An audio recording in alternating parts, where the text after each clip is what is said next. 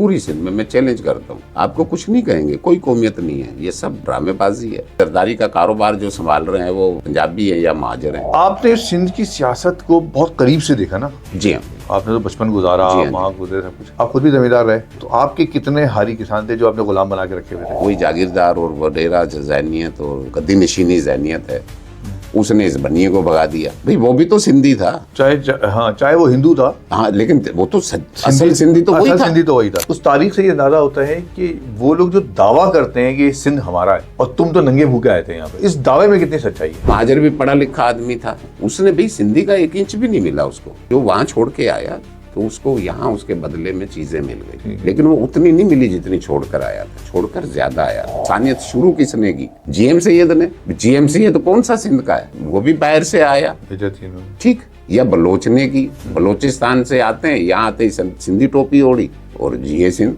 Smart को तूने दबा के रखा हुआ है। अचानक आपको क्या हुआ? कहते किसी के बदबू आया कि मैं सियासत में आ गया। हाँ, ये हो सकता है किसी की। जो सिंधी वहां से तंग होता है तो वो कहाँ रोजगार के लिए कहाँ आता है? कराची आता है। तो कराची में कितना सिंधी मार दिया महाजर ने, गिनती करके तो दिखाएं। एमकेएम के साथ जो माइंड सेट है, किए हुए वादे है ना, वो शुरू से कभी भी पूरे नहीं किए। वज़ीर आला साहब ने खुद एक रेजोल्यूशन सिंध असेंबली में पास करवाई, तमाम एमपीएस को फंड दिए जाएंगे। वो आज तक हमारे काम नहीं हुआ। हमारा तो जीना मरना, सियासत, वोटर, वो सब जो है ना, वो हमारा तो कराची शहर में ही। मारना, हाँ, मैं मरूंगा तो यही दफन होगा ना। नहीं, मैं मारने की बात कर रहा हूँ।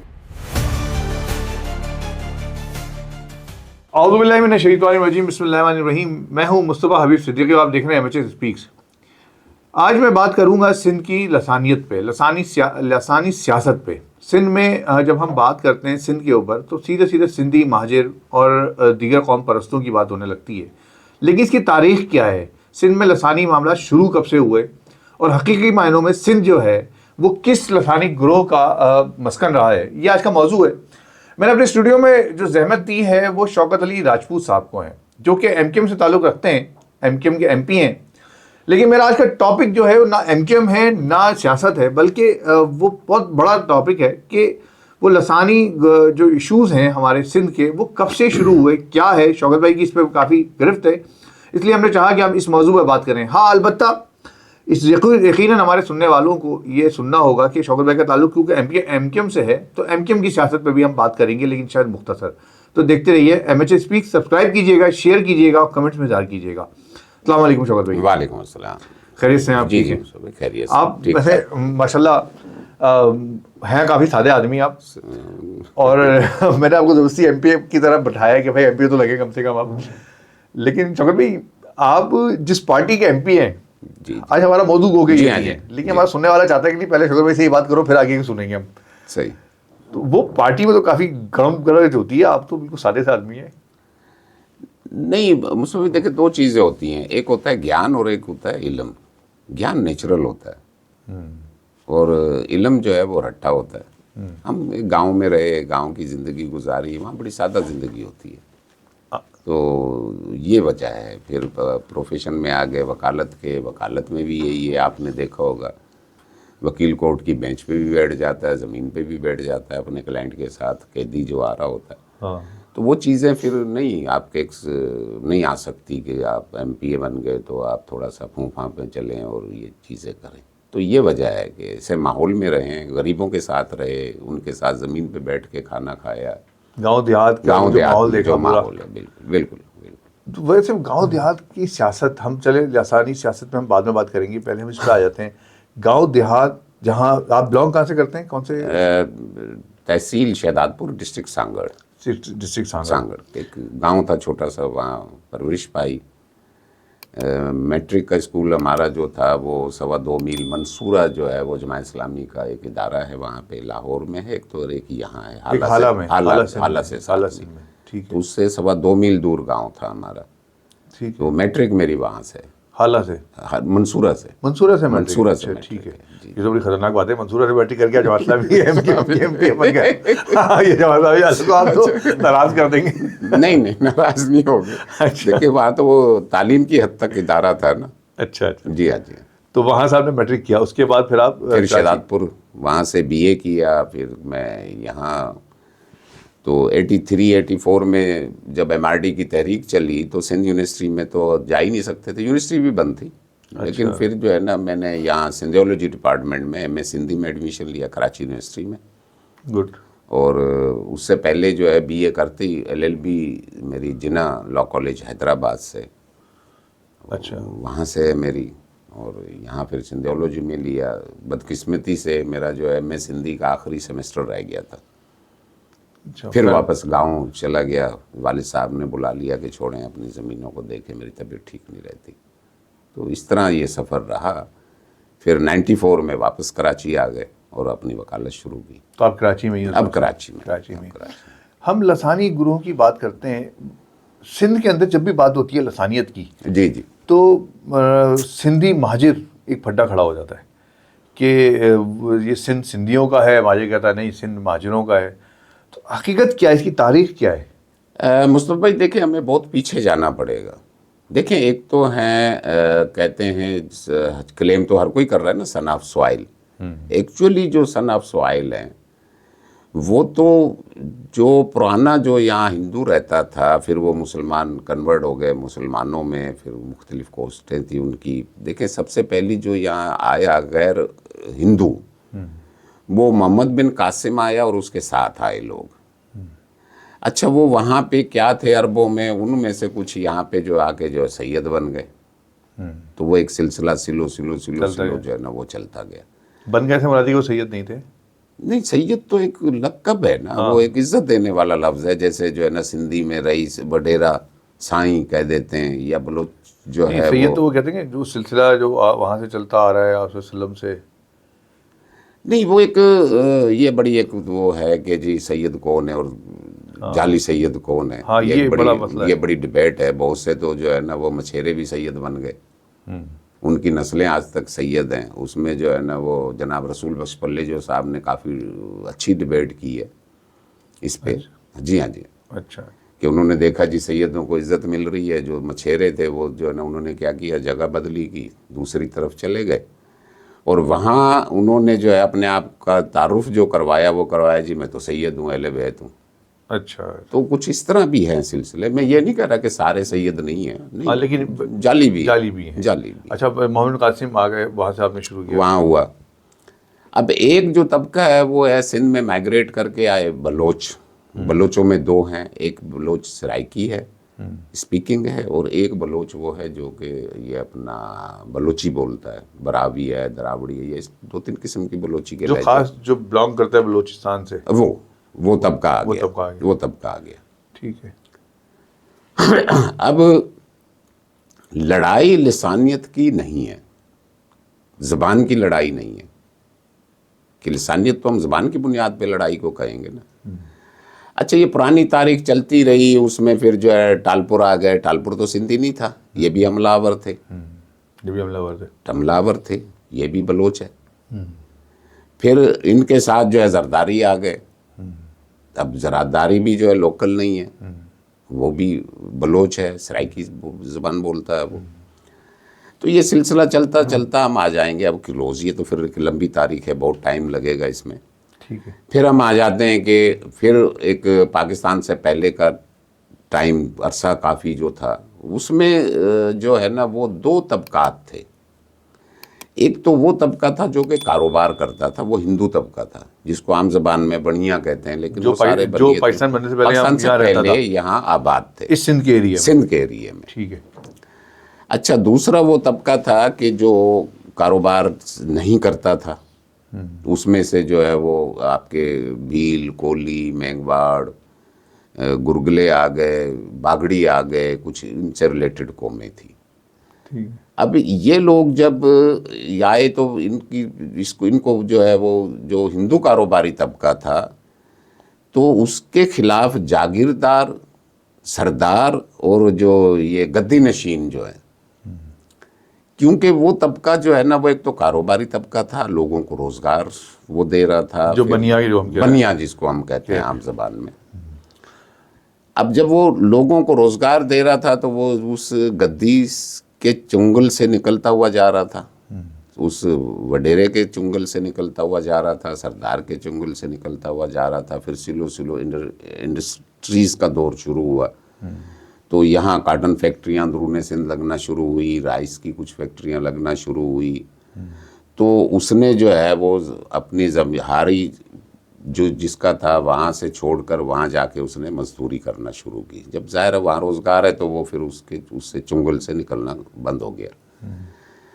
अब एक मौका मिला, कुछ लोग जो है ना वो जब पीर बगाड़ो साहब ने अंग्रेज़ के ख़िलाफ़ मुज़ाहिमत शुरू की, फिर वो मुसल्लह मुज़ाहिमत में तब्दील हो गई और बाकायदा बहुत बड़ी फोर्स ने पूरी हुर जमात ने जो है हुर जमात ने सूर्या बादशाह ने फिर जो है वो तहरीक जब शुरू की तो कुछ बलोच कबीलों को अंग्रेज़ ने बलूचिस्तान से उठाकर जो है वो सिंध में ज़मीनें दी और उनको हुर्रों से लड़ने के लिए वहाँ पे वो हुर्रों से लड़े। ठीक है, हाँ, बलोच और उनके सूर्या बादशाह के जो लोग थे उनमें वो टकराए। कुछ गद्दी नशीनों ने जो है अपने मुरीदेन को कहा कि जी आप भी लड़ो इनसे, ताकि उनकी गद्दी नशीनी कायम रहे। अब ये लड़ाई जो है ना वो इस तरह जो है ना कुछ बलोच ट्राइब्स जो है वो सिंध में आके आबाद हो गए और उनको जागीरें मिल गई। वो कोई पुराने लोग नहीं है। ठीक है। अच्छा, इस दौरान जब पाकिस्तान की तहरीक शुरू हुई तो एक मौका जानकर जो है कि जी इसको यहाँ बनिए से भगाओ और बनिया भागेगा तो हमारी जागीरें कायम रहेंगी, अगर ये यहाँ रहा तो सिलो सिलो सिलो सिलो जो है ना ये पूरी उस पर काबिज हो जाएगा हमारी पे और ये लोग हमारे चुंगल से निकल जाएंगे। अब जब पाकिस्तान आया तो यहाँ इन्होंने बनिए को वही जागीरदार और वडेरा जैनियत और जो गद्दी नशीनी जैनियत है उसने इस बनिए को भगा दिया। भाई वो भी तो सिंधी था, जो चाहे वो हिंदू था, हाँ, लेकिन वो तो असल सिंधी तो वही था। ठीक है, असल सिंधी तो वही था। तो वो आपका ख्याल ये कि वो माइग्रेट जो किया उसने वो इसलिए नहीं किया कि पाकिस्तान बन गया, वो उसको माइग्रेट कराया गया उसको, आप ये कह रहे हैं? हाँ, जब देखिए सबसे पहले ये शोरिश तो चल रही थी, तो जब दीवान कंवल सतराम यह नाम या ऐसा कुछ, जब उनको जो बहुत बड़े जागीरदार भी थे और कारोबारी आदमी भी थे, जब उसका मर्डर की फिर हवा चली कि भाई उसको भी कत्ल कर दिया गया, तो फिर माइग्रेशन ये बड़े ज़ोरों से शुरू हुई, लोगों को मारा गया, हमले किए गए। तो देखिए असल तो मालिक वो थे सिंध के, ये सैयद, ये बलोच, ये बलोच में फिर जो सराइकी स्पीकिंग है वो बलोच। भाई आप तो काबिज हो, सिंध में आकर काबिज हुए थे। शाह अब वो ही आ गए ना गद्दी नशीन में, शाह आ गए ना सारे। गद्दियाँ तो फिर छोटी गद्दी, बड़ी गद्दी, वो एक फिर अलग डेफिनेशन है ना। गद्दी में सारे शाह आ जाते हैं। ठीक है, अच्छा ठीक। पीर भी आ जाते हैं उसमें, जो सैयद नहीं है, कुरैशी है, जाफरी हैं, वो फिर वो पीर कहलाते हैं अपने आप को। अच्छा। उसमें गद्दी में तमाम चीज़ें सब शामिल हो जाती हैं कि जो असल मालिक थे उनको भगा दिया, यहाँ पे खौफ किया, लोग मारे उनको भगा दिया कि भाई ये ख़त्म करें इनको। अच्छा, वो जब गए, आम हिंदू को तो नहीं मारा ना उसको भगाया, जो मैंने नाम लिए कोली, भील, मेघवाड़, बागड़ी, क्योंकि वो तो मेहनत कश तबका था, गुलाम टाइप तबका था, उनसे काम लेना था। भाई अगर आपने हिंदू की बुनियाद पे भगाना, जो निचली जात का हम कह लें, हाँ, निचली जात का हिंदू जो था, हाँ, शूद्र कह लें, या क्या कहलाते हैं दूसरे जो है ना। देखें हिंदू धर्म में चार उसमें डिवाइड किया कि ब्राह्मण उसका काम सिर्फ ज्ञान देना है, दूसरे जो है वो क्षत्रिय, उसका काम लड़ना है। डेफिनेशन ये है कि ये भगवान के बाजुओं से पैदा हुआ, वो सिर्फ लड़ेगा, जमींदारी करेगा, वो जमींदारी के अलावा काम नहीं करेगा। उसमें हम राजपूत भी आते हैं। अच्छा, जी। दूसरा जो है वो वैश्य है, वैश्य का काम है, वो कहते हैं जी भगवान के पेट से पैदा हुआ, तो वो लोगों के पेट भरने के जराए पैदा करेगा, तो वो कारोबार करेगा। अच्छा, ठीक है। वो ना जंग में जाएगा, ना वो और कुछ काम करेगा, वो बिजनेस करेगा या जमींदारी करेगा। तीसरा जो है शूद्र, वो कहते हैं कि जी वो जो है ना भगवान के पाँव से पैदा हुआ है, टांगों से, उसने मेहनत करनी है। तो ये जो तबकात है ना, वो तबकात उस हिसाब से यार चले। और फिर वो तबकात में से 3 तबकात चले गए, चौथा रह गया, शूद्र जिसे हम कहते हैं। और उनके ऊपर भी इन्होंने जो वो जमींदार जिन्होंने बाहर से आके यहाँ काबिज हुए, जी जी, उन्होंने उनके ऊपर अपनी लीडरी संभाल ली। लीडरी संभाल ली। यही हुआ ना? यही हुआ। मतलब वो गुलाम जहन जो है वो वहाँ ये गुलाम जहनी वहाँ से परवरिश पाता है। जी जी जी। ठीक है, आप यही कहना चाह रहे हैं? जी हाँ जी हाँ। अच्छा, आप चूंकि सांगड़ से बिलोंग करते हैं, आप वहाँ से, हम थोड़ा सा हम तेज चलते हैं इसमें। आपने सिंध की सियासत को बहुत करीब से देखा ना? जी हाँ बिल्कुल। आपने तो बचपन गुजारा, जी आप हाँ जी। वहाँ गुजरे, सब कुछ। आप खुद भी जमींदार रहे, जी हाँ जी। तो आपके कितने हारी किसान थे जो आपने गुलाम बना के रखे हुए थे? नहीं देखिए, हम तो उस जैन के लोग नहीं थे ना, हम तो उस जैन के लोग नहीं थे। मेरे तो आज भी जो पुराने आरी थे उसमें जो है सराइकी बोलने वाले भी है, निज़ामानी हैं, लगारी हैं, खोखर हैं, और फिर मरी, अब आज भी मेरी ज़मीन में मरी बलोच बैठे हुए हैं जो 70s में भुट्टो ने बलोचिस्तान पे जो है वो चढ़ाई कह लो या कुछ भी कह लो, तो मरी ट्राइब जो फिर आए थे उस वजह से, तो वो आज भी मेरी ज़मीन में बैठे हुए काम कर रहे हैं वहाँ। काम कर रहे हैं, मुझे कोई डर नहीं है। नहीं, अच्छा, वैसे आपने चूंकि वहाँ देखा, ये जो सिंध के अंदर जो एक वडेरा जहनियत है, जी जी। ये जहनियत है क्या? देखिए, ये जहनियत ये है कि इन्होंने काम नहीं करना, कुछ भी काम नहीं करना। काम इसलिए नहीं करना कि भाई ज़मीन है, 2 नंबर तरीके से पैसे लेने हैं। कोई आदमी, शरीफ आदमी सिंध में, पूरी सिंध में, मैं चैलेंज करता हूँ, आपको कुछ नहीं कहेंगे, कोई कौमियत नहीं है, ये सब जो है ना वो ड्रामेबाजी है, कोई लिसानियत नहीं है। अब जरदारी ने जो है वो जितनी भी जरदारी का कारोबार जो संभाल रहे हैं वो पंजाबी हैं या महाजर हैं, वहाँ कौमियत क्यों नहीं है? उसको पता है कि सिंधी या बलोच को रखूँगा ना वो मेरी फैक्ट्री बेच के खा जाएगा। जरदारी जा समझता है। मैं चैलेंज देता हूँ, लेकिन हाँ, मैं चैलेंज देता हूँ, चले जरदारी की फैक्ट्रियों में दिखाएं सिंधी कितने। अगर इतनी कौम परस्ती की बातें करते हो तो अपने कारोबार में क्यों नहीं रखते उनको? तो ये तो जो इससे तो दूसरी एक राय कायम होती है कि जो महाजिर क्लेम करता है कि उसको जॉब्स नहीं मिलती क्योंकि वो महाजिर है। जी जी। तो इसका मतलब है कि जरदारी महाजिरों पर रहम कर रहा है? नहीं, बात रहम की नहीं है, उसको पता है कि ये ईमानदार लोग हैं, महाजिर। हाँ, ये ईमानदारी से काम करेंगे।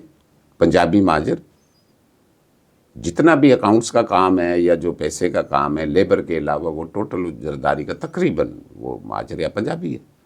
तो ये जो सिंधी, उसको इतबार है, उसको ये नहीं है कि ये हमदर्दी है, ये वो इतबार है, अपना कारोबार संभालने के लिए तो संभालने। चाहिए कि ये लोग हैं। जी हाँ जी हाँ, कि मैं भी यहाँ सिंधी बलोच को रखूंगा, इसने मेरी फैक्ट्री बेच देनी है। हाँ, जैसे जैसे कराची बिक गया। जी जी, जब आप उसके अपने जाती मामलात में एतबार नहीं कर रहे, अपने जाती मामलात में एतबार नहीं कर रहे, उसको वहाँ से उठाते हो और यहाँ पे शहरों में ला के उसको मुसल्लत करते हो। ये सवाल था मेरा। ठीक, ये कैसे मुमकिन है कि जब वो अपनी फैक्ट्री के लिए तो महाजिर और पंजाबी तलाश करता है, और जब सिंध गवर्नमेंट या सिंध के इदारों में चाहिए तो सिंधी लाता है, सिंधी लाकर वो यहाँ ला के जो है मुसल्लत कर देता है। तो ये सवाल नहीं होता कभी आपकी बातचीत नहीं होती कि आप तो वहाँ उस मुकामी उन लोगों में रहे हैं, बल्कि रहना बड़ा मुश्किल काम है। अगर आप इस तरह की गुफ्तगू कर रहे हैं उसके बाद आपने वहाँ गुजार कैसे लिया, मुझे तो ये हैरत हो रही है। तो इनसे नहीं पूछते कि यार तुम क्या करना चाहते हो? ये नहीं, वो क्या करें, हम क्या करें? जो गरीब तबका है वो कहते हैं हम क्या करें, मैं अगर आवाज़ उठाऊंगा तो ये वडेरा कहेगा अभी तेरी ज़मीन बंद, काश्त नहीं करोगे मेरी ज़मीन, मेरा तो रास्ता इसकी ज़मीन से है, मैं बैठा इसकी ज़मीन में हूँ अपनी झूपड़ी बना के, मैं कहाँ जाऊँगा? शुक्र भाई, ये जो हम असम्बलीज़ में अंदर भी देख रहे होते हैं, धुआंधार तकरीरें होती हैं। एक तरफ कहते हैं कि ये सिंध जो है महाजिर धरती है, एक जगह कहते हैं ये सिंधियों की धरती है। नहीं, ये कहता कौन है? सवाल पूरा कर ले। हाँ, तकरीर करने वाले जो लोग हैं, जी जी, ये वाकईतन सच्चाई के साथ तकरीर कर रहे होते हैं या बाहर बैठ के चाय बाद में पी रहे होते हैं, कैसा लड़ाया हमने? नहीं, वो एक अलग इशू है ना। असेंबली में देखिए, असेंबली में या तो अपना अपना मौक़िफ़ पेश कर रहे होते हैं लोग, लेकिन चाय इकट्ठी नहीं पीते। ये मैं क्लियर कर दूं थोड़ा सा फ्रैंकली, आप आएँ, क्योंकि लॉबीज अलग अलग बनी हुई हैं। जो ट्रेजरी बेंचेज है, तो एक है ना असेंबली की कैंटीन, तो खुलती नहीं है। अच्छा, खुलती ही नहीं है? नहीं खुलती नहीं। तो वो भी खत्म है, वो भी सिंध की तरह ही है? हाँ, सिंध की तरह ही है। अच्छा, खुली थी कुछ दिन, वो खाना खाने कोई नहीं जाता। देखिए, हुकूमती बेंचेस जो है उनकी लॉबी अलग बनी हुई है, जो अपोजिशन के लोग हैं उनकी लॉबी अलग है। अच्छा, वो वहाँ जाएंगे, वो वहाँ जाएंगे, कोई ऐसा नहीं है। हाँ देखिए, होता है बीच बीच में, जैसे कोई बजट सेशन के दौरान खाना कर लेते हैं, भी आज फलां मिनिस्टर खाना की तरफ से खाना है, फिर हमें इनवाइट करते हैं, फिर हमारी मर्जी हम जाएं या ना जाएं। ठीक है, उसमें जाना भी चाहिए, वैसे जाना भी दुश्मनी वाले चाहिए, मामला ये नहीं होने कोई चाहिए नहीं है, कि दुश्मनी नहीं वाले हो। बातचीत बंद करेंगे तो फिर मसला हल्के से दुश्मनी होगा। होनी भी नहीं चाहिए ना। हाँ। देखिए सियासत अपनी जगह, हाँ लेकिन हम एक पाकिस्तानी है ना, ताल्लुक हमारे दरमियान होना चाहिए। लेकिन सवाल यहाँ पर ये पैदा होता है कि वो जो तकरीरें असेंबली के अंदर जो आपने अभी पूरी एक तारीख बयान की है सिंध की इतनी जी बड़ी, जी उस तारीख से ये अंदाजा होता है कि वो लोग जो दावा करते हैं कि सिंध हमारा है और तुम तो नंगे भूखे आए थे यहाँ पे, ठीक। तो इस दावे में कितनी सच्चाई है? ये दावे में कोई सच्चाई नहीं है। जब यहाँ से बनिया चला गया तो वहाँ से तबादले में लोग आ गए। ठीक है, ये हिजरत नहीं थी, ये एक्सचेंज था। एक्सचेंज था। ये तबादला था। द इंडियन इंडिपेंडेंस एक्ट 1947 के तहत। आप पढ़ें उसको पूरा, कोई पढ़ने को तैयार नहीं है कि भाई क्या हुआ था।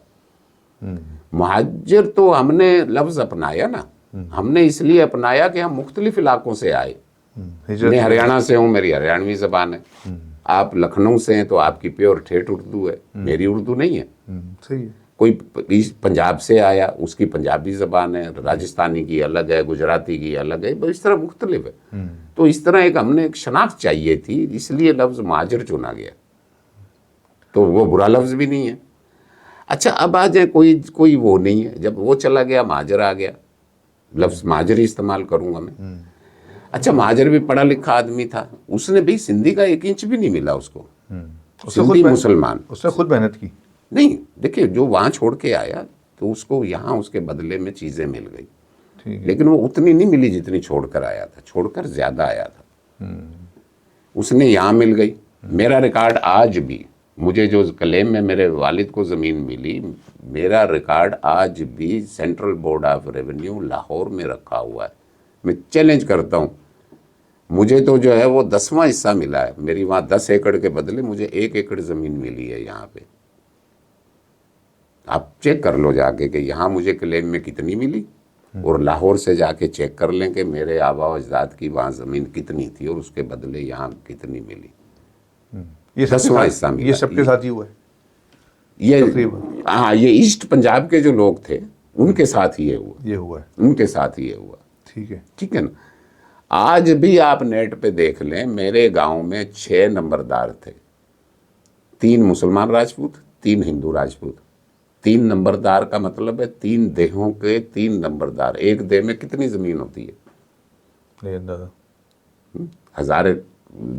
2,000 एकड़ से तो ज्यादा होती है देह। एक देह में? हाँ, किसी में 5,000 एकड़ जमीन भी है, किसी में 6,000 भी है। और 6 नंबरदार थे आपके? हमारे 3 तो मुसलमान राजपूत के थे जो हम यहाँ आए, जो आपने हिजरत कर ली। हिजरत की यहाँ पे। अब रिकॉर्ड उठा लें, मैं तो चैलेंज करता हूँ ना।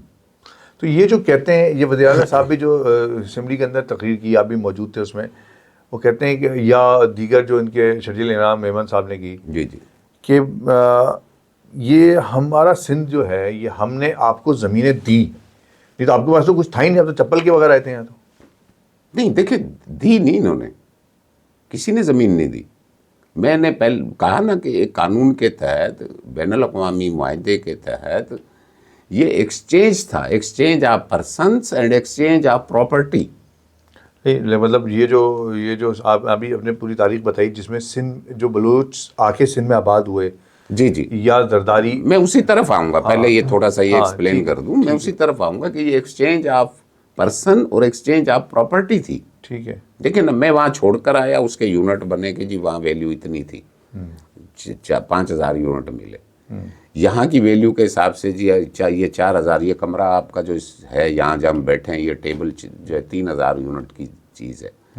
मैंने अपना वो दिखाया कि भैया मेरे जो है 3,000 यूनिट है, ये 3,000 की मुझे टेबल मिल गई। वो टेबल उस आदमी की मुझे मिली जो इस टेबल को छोड़कर वहाँ उस मेरी प्रॉपर्टी पे जाके बैठ गया। किसी सिंधी का 1 एकड़ भी है तो रिकॉर्ड ले आए, दिखाए ना। ये सिर्फ और सिर्फ एक लोगों में नफरत फैलाने के लिए, अपनी जो है वो चौधराहट बरकरार रखने के लिए। भाई नारा नहीं मारेंगे तो देने को है क्या?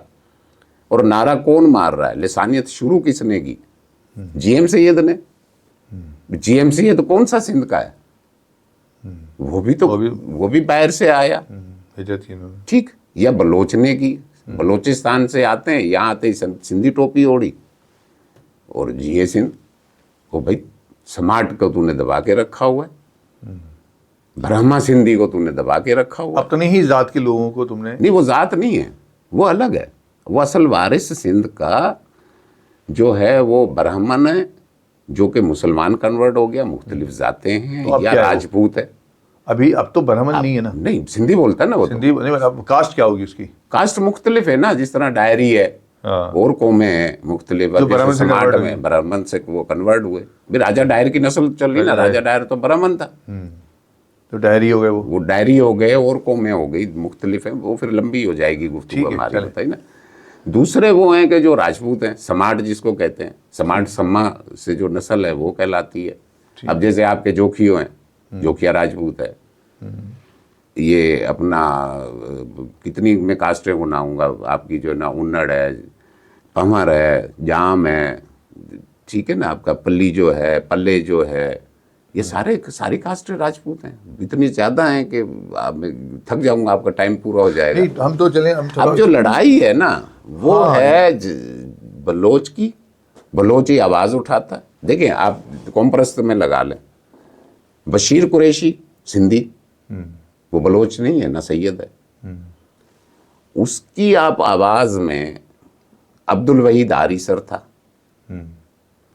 अब्दुल वहीद आरी सर तो झोपड़ी में रहता था, आप कहें। वो तो बंगलों में नहीं, इंतकाल हो गया। नहीं, मतलब ये जो सिंधी जिस तरह की क्लेम करते हैं हमारे पास, हम जिनकी बात सुनते हैं, अभी आपने बशीर कुरैशी साहब के नाम लिया। जी जी। ये जो क्लेम होता है सारा कि यार हम वारिस हैं सिंध के और सिंध के नाम पे हम वोट लेते हैं, जी जी। तो दूसरी जानिब जो कराची में जो रहने वाला सिंधी है, ये कराची में रहने वाला जो महाजिर है, वो किस जानिब देखेगा? देखिए सभी, देखिए वो तो ये देखेगा ना, जब आप किसी को कुछ नहीं दोगे, ठीक है ना। उसकी मिसाल मैं खुद सिंधी पे ही दे रहा हूँ ना भाई। आपने नहीं, सिंधी को तो नहीं मिला। मैं कहता हूँ सिंध के जो छोटी जात के सिंधी हैं, हाँ। वो भी तो गुलाम ही रहे। वो गुलाम है, आज भी गुलाम आज है भी वो। गुलाम है, ठीक है ना। लेकिन जो सिंध के, जो कराची के अंदर जो लोग रहते हैं, जो महाजिर जिसे कहा जाता है, जी जी, उसको भी तो कुछ नहीं मिला। हाँ। मैं उसी तरफ आ रहा हूँ कि देखें, जो रवैया बलोच सैयद में दो आ गए, उन्होंने जिस तरह गुलाम वहाँ बनाया हुआ था लोगों को, तो जब ये महाजर आ गए तो वो कराची एक बड़ा तिजारती रेवेन्यू जनरेट करने वाला शहर हो गया। तो लड़ाई ये है कि यहाँ से पैसा मिल रहा है। अगर कराची से पैसा नहीं मिल रहा होता तो यही जो बलोच सरदार, ये गद्दी नशीन जो सैयद बैठा हुआ है या पीर बैठा हुआ है, यही आवाज़ उठाता, भाई इसको अलहदा करो। हाँ, वो इसलिए वो तो नहीं करेगा। वो नहीं करेगा क्योंकि वो पैसा कमा के दे रहा है उसको। ठीक है। नंबर 2 कि वो लोगों को रोजगार दे रहा है। हाँ, भाई एक जो है, जो इंडस्ट्रीज लगाई है ना, जो सिंधी वहां से तंग होता है तो वो कहाँ रोजगार के लिए कहाँ आता है? कराची आता है। तो कराची में कितना सिंधी मार दिया महाजर ने? गिनती करके तो दिखाएं, बताएं ना कि इतना सिंधी मार दिया महाजर ने। वो उसी महाजर के पास नौकरी कर रहा होता है, उसकी महाजरी के पास वो रह रहा होता है, अपनी सेविंग्स भी वहाँ जमा करा रहा होता है कि जब मुझे ज़रूरत पड़ेगी। सेम पोजीशन पख्तून की थी। पख्तून भी यहाँ जो आता था, पख्तून को तो पूरा घर हवाले करके, और लोग यूरोप चले जाते थे, अरब कंट्रीज़ में चले जाते थे, 20-20 साल तक वो आदमी वहीं रह रहा है, उसकी सैलरी भी मिल रही होती थी। पख्तून से तो कोई डर ही नहीं था।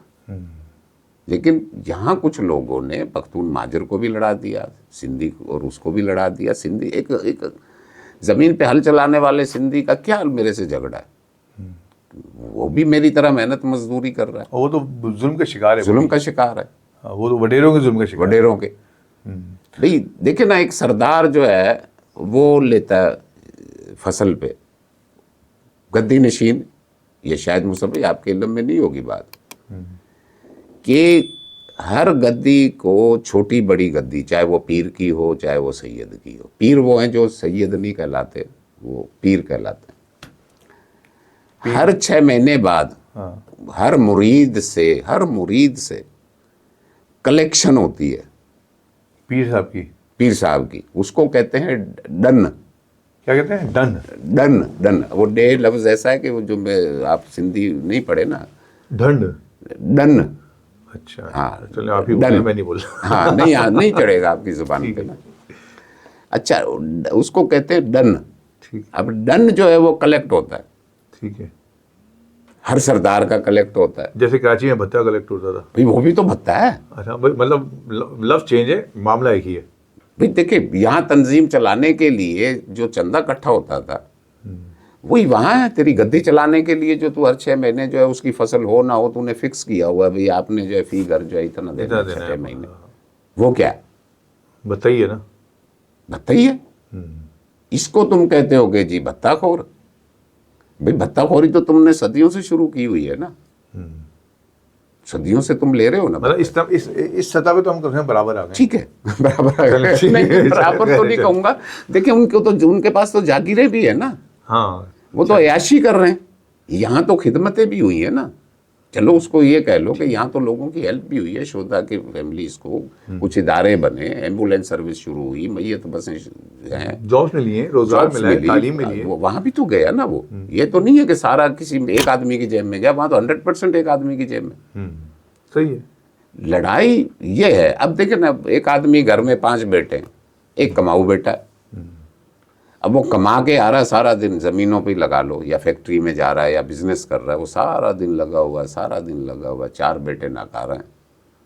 और जो कमाने वाला है उसको शाम को अच्छी रोटी भी ना मिले। और यही हो रहा है यहाँ पे। ठीक है, तो वो ये क्या कहेगा अपने बाप को? वो तो कहेगा बाबा अब्बा जी मुझे अलहदा कर दो, सगा खून है ना। अब तुम सारा कमा रहे हो कराची से, और पूरी दे नहीं सिंध रहे। गवर्नमेंट चला रही है कराची। आप मुझे दिखा दें कलेक्शन, पूरा बजट उठा लें। जो शहरी इलाके हैं, चले जाएं यहाँ से Karachi, Hyderabad, main railway line से चले जाएं हैदराबाद व टंडो आदम, शहजादपुर, नवाबशाह, पडीजन, ये बड़े शहरों के नाम ले रहा हूँ। पडीजन के बाद खैरपुर, मेहराबपुर, सक्कर, रोड़ी साथ आ जाती है, मेन रेलवे लाइन पे रोड़ी है। घुटकी, पन्नू, आकिल आ जाए। ये टोटल आबादी इन शहरों में जो है महाजर पंजाबी अक्सरियत में टैक्स वो देते हैं, लाइट का बिल वो देते हैं, गैस का बिल वो देते हैं, प्रॉपर्टी टैक्स वो देते हैं। आप हटकर आ जाएं, कलेक्शन क्या है आपकी? आप उनको गैस नहीं दे रहे, आप उनका सेवरेज नहीं निकल रही, पानी उनके घरों में नहीं आ रहा, नौकरी आप उनको नहीं दे रहे, तो वो क्या कहेगा? जब से एक सगा भाई जो है वो कहता है बाप को जी मुझे इन भाइयों से अलहदा कर दो। तो वैसे शौकत भाई, हम थोड़ा इस तरफ आते हैं कि अगर हम वहाँ कहते हैं कि सिंध में सिंधियों ने जुल्म किया है, सिंधी वडेरे ने ही अपने ही लोगों पे जुल्म किया है, तो हम जब कराची की बात करते हैं तो कराची में ऐसा नहीं हुआ कि महाजिरों के ऊपर महाजिरों ने जुल्म किया है? नहीं, देखिए मैं बात ये है कि ये जो खुल के बात कर लेते हैं। हाँ, मैं खुल के कर रहा हूँ, खुल के कर रहा हूँ। कभी कभार ऐसा होना चाहिए नहीं, कि ना जिंदगी के कुछ हिस्से हाँ। जिंदगी के कुछ ऐसे हिस्से होने चाहिए कि जब हम सोचे ना अकेले में बैठ के, हम कहें यार ठीक है, मैंने तो अपना बोझ हल्का कर दिया ज़मीर का। जी जी, नहीं, देखिए मैं वैसे भी साफ बात करने वाला आप खुले आदमी हूं, आदमी, मैं तो खुला आदमी हूँ। देखिए मज़ा आ रहा है बात आपसे है, बात करने में। हकीकत जो है ना, हकीकत को छुपाओगे कब तक छुपाओगे? देखिए मैं थोड़ा सा बता दूं ना, देखिए जब भी आप फिर इसको चलाएं या ना चलाएं आप देख लेंगे कि देखिए हमारा जो है ना, तब जो हम जिस खित्ते से ताल्लुक़ रखते हैं, हमारे भी खित्ते के हिसाब से फ़र्क है। कौमों में हम राजपूत हैं, हमारा जो खित्ता था ना, उस खित्ते में देखिए ये होता था सती। सत कहते हैं जिस्म को, सती होना यानी कि औरत, एक मर्द दूसरे को जिस्म नहीं दिखाना, वो साथ जलती थी, साथ जला रहे थे सती। सबसे बड़ा जो वाकया है वो चित्तौड़ के किले का, जब वो था ना डकैत, वो खिलजी, वो डकैत थे ना। ये तो तारीख हमें गलत बताई गई ना, ये सारे डकैत थे। मोहम्मद बिन कासिम भी डकैत था, लूटने आया था ना। ये तो मैं इससे तो नहीं, वो खाम हीरो बनाया हुआ है। ये भूखे नंगे अफगानिस्तान से आए, यहाँ से दौलत लूटेंगे, कुत्ते इलाका। जब डकैत थे, जब चित्तौड़ का किला टूटा, ये तारीख है।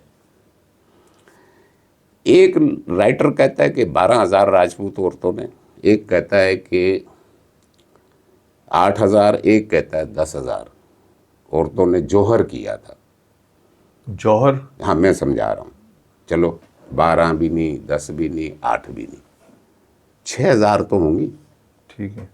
उन्होंने जोहर किया कि जब के दरवाज़ा अगर टूटा तो उन्होंने सारी लकड़ी इकट्ठी कर ली मैदान में कि अगर दरवाज़ा टूटा, दुश्मन फौजें दाखिल हुई तो उन्होंने उसमें आग लगाई और उस आग में उस औरतों ने छलांग लगा दी कि हम दुश्मन के हवाले नहीं हो हम। उसको कहते हैं जोहर। अच्छा जी जी, आप पढ़ें हिस्ट्री चित्तौड़ के किले की। मेरा कहना यह है कि ये राजपूत थी खातिन ख्वातिन राजपूत थी, तो हमारा ये रिवाज था ना कि भाई औरत दूसरे ने। सिंध से किसी से पूछ लें पुराना, अब तो मिक्स माहौल हो गया कि सिंध में तो मशहूर था कि भाई सैयद के घर का पर्दा और राजपूत के घर का पर्दा जो है ना वो सैयद से भी ज़्यादा सख्त है। हमारी औरत बाहर नहीं निकलती थी। मैं तो ये कहता हूँ कि जो औरत अपनी हुर्मत की हिफाजत के लिए आग में कूद लगा देती थी, शोहर के साथ जल जाती थी, मैं तो उस औरत के पेट से जना हूं। मैं तो मुझे मैं क्यों डरूंगा किसी वडेरे से? उसे क्या है, मारेगा ना, मर जाऊंगा मैं। हाँ, लेकिन ये जो मामला था कि हाँ, आपने एक सवाल रह गया बीच हाँ, में कि भाई अपनों ने अपनों से मारा। देखिए ये चीज़ें तो अब मैं एक वकील भी हूँ, तो मैं ये तो नहीं कह सकता कि भाई किसने मारा। हाँ, ये बात थी कि मैं तो उस वक्त ना पॉलिटिक में था, पॉलिटिशियन भी नहीं था, मैं तो प्योरली प्रोफेशनल वकील। सुबह अपना उठे, कोर्ट गए, कोर्ट से दफ्तर गए। तो अचानक आपको क्या हुआ? मतलब कहते किसी के बदुआ आएगा, मैं सियासत में आ गया। हाँ, ये हो सकता है किसी की बददुआ हो। कोई ऐसे क्लाइंट है आपके, वकील किसी ऐसे के साथ कुछ किया होगा आपने? क्या मैं ये रिकॉर्ड है, चलो भाई ये रिकॉर्ड है। मैं चैलेंज करता हूँ कि जुडिशरी का कोई आदमी आपको ये नहीं कहेगा कि शौकत ने कभी करप्शन की हो। कभी ये नहीं हुआ कि क्लाइंट को ये आसरा दे के किया मैं तेरा काम हो जाएगा। भाई ये मसला ये है, आप बिल देने जहाँ हम मुद्दा क्लेम करते हैं, जब जिस एमक्यूएम की हम बात करते हैं, एमक्यूएम भाजपा कौमी मूवमेंट के नाम पे आई। आप तो खैर अभी आए, आप तो पहले नहीं थे, लेकिन चूंकि आप बहरहाल अभी उनसे मुंसलिक हैं, आपकी बातचीत होती होगी इस मौजूद हो सकता है उनके साथ। कराची में भी तो एमक्यूएम महाजिरों को वो नहीं दे सकी जो वहाँ सिंध में सिंधियों को नहीं मिला। हाँ, सभी देखिए इसमें बहुत सी चीज़ें हैं। देखिए अभी पता क्या, एक चीज़ कि आप गवर्नमेंट में बैठे हैं, ये सवाल होता है लोगों का कि जी आप फेडरल में गवर्नमेंट में बैठे हुए हैं, वहाँ से क्यों नहीं मिल रहे, फेडरल के पास है क्या? अच्छा, अब आ जाए उस वक्त कि भी उस वक्त आप सिंध गवर्नमेंट में भी थे, लेकिन सिंध गवर्नमेंट में भी आपको अपनी खुद की वजारत में भी जो है ना वो 100% इख्तियारात तो नहीं थे जो अभी हमें पता चल रहा है या देख रहा हूँ। देखिए होता ही है, जो मैंने महसूस किया है ये बात 2 सालों में जो महसूस किया है, बातें चीज़ें, फिर आदमी पुरानी चीज़ें भी खंगालता है ना, पुराने लोगों से भी मिलता है, मुलाकात होती है ना, बातचीत हाँ, मुलाकात होती है, पुराने लोगों से मिल लिया, उससे मिल लिया। तो एमकेएम ने जो है ना शुरू से मुझे वो कंप्रोमाइज्ड महसूस हुई, मजबूरन। क्या मजबूरी? मजबूरन ये हुई कि देखिए 7 वजारतें मिल गई। अब कंप्रोमाइज ये नहीं कि कोई पैसे लिए या वो नहीं, मैं उस हवाले से कंप्रोमाइज नहीं, इस बात पे कंप्रोमाइज यार चलो फिलहाल हमें जो 100% का वादा किया गया था 30% तो मिल रहा है, ये 30% जो है वो चला जाएगा 50% तक। वो करते करते बाद लोग कहते हैं ना जी एमकेएम तो किसी टाइम भी बिगड़ी, हुकूमत छोड़ गई, कि वो जो किए हुए वादे हैं ना वो शुरू से कभी भी पूरे नहीं किए एमकेएम के साथ जो माइंड सेट है वो चलता हुआ आ रहा है। अब देखें ना, जैसे अभी 21 मार्च को वज़ीर आला साहब ने खुद एक रेजोल्यूशन सिंध असेंबली में पास करवाई कि तमाम एमपीएस को फंड दिए जाएंगे, तमाम एमपीएस को फंड दिए जाएंगे। अब फंड दिए जाएंगे तो उसमें सब शामिल थे, हम भी शामिल थे, तमाम को। फंड से मुराद है कि उनकी रिकमेंडेशन पे 50 करोड़ तक के काम जो है हम करवाएंगे, वो अपने इलाके के बताएं। हमसे ऑफिशियली मांगे भी गए काम, मैंने भी जमा कराई अपने काम के भी ये काम मेरे इलाके में ज़रूरी है, लेकिन वो आज तक हमारे काम नहीं हुए, फंड रिलीज नहीं हुए। बाकी के हो गए, बाकी से जो हुकूमती पीपल्स पार्टी के लोग हैं उनके हो गए। पीटीआई का मुझे नहीं पता, जमात इस्लामी के एमपी एक फारूक साहब हैं, उनका मुझे नहीं पता। तो लेकिन पीपल्स पार्टी वालों के फंड रिलीज़ हो गए, उनके जो भी उन्होंने दिए थी वो मंजूर हो गए।